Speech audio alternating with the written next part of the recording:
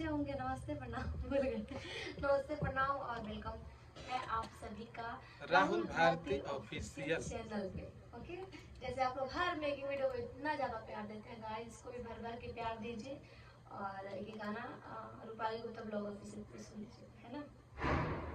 ओके, कौन है? प्यार तोहार झूठा, प्यार तोहार झूठा, है ना।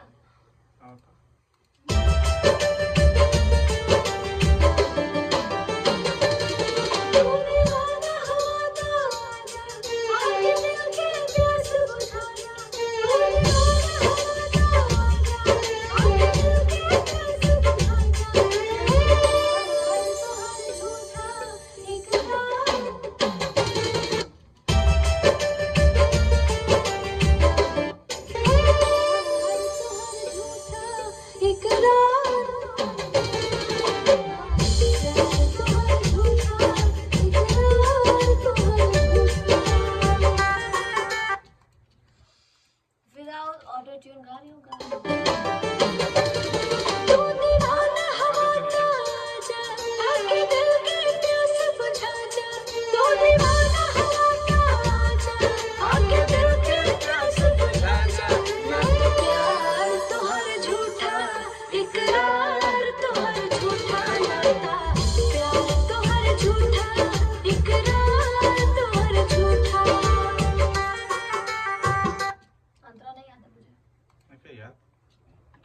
डमे दीजिए, धुन बताइए। अरे सुन सहना पाए जुदाई अकेला बचाई, बाप भाई जबरदस्ती जान करता मोर सगाई। ओके डन।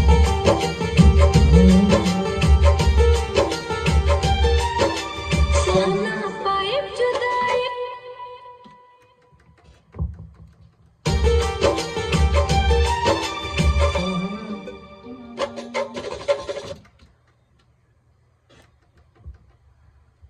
अकेला बचाई, बाप भाई जबरदस्ती जान,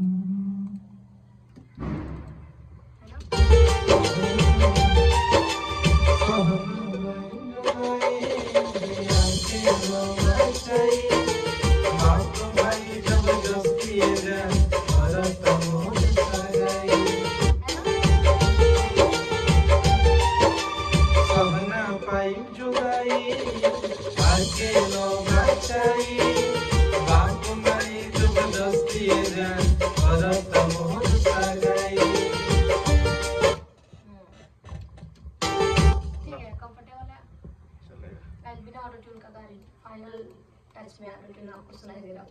बस रियलिटी है कि नहीं? अभी मैं कैसे गा रही हूँ बिना ऑटो ट्यून? सच बता।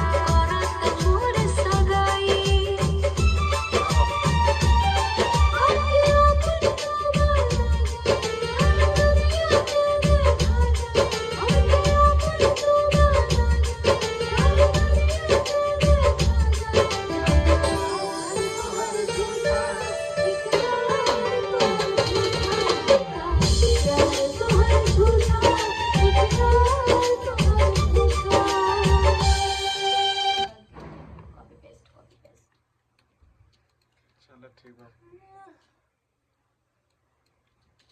हो गया ना।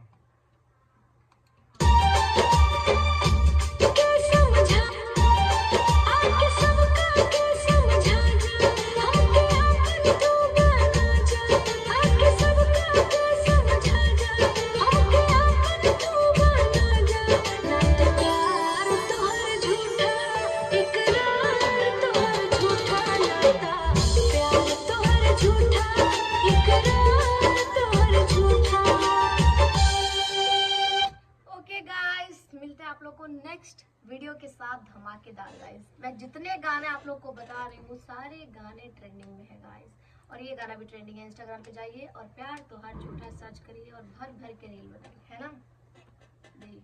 आपका चैनल, आप तो कुछ बोलते नहीं, मैं ही बोलती हूँ, बिना पैसे का बोलती हूँ गाइस, बताओ हैं। ठीक ना बाय बाय बोल दीजिए, बाय बाय।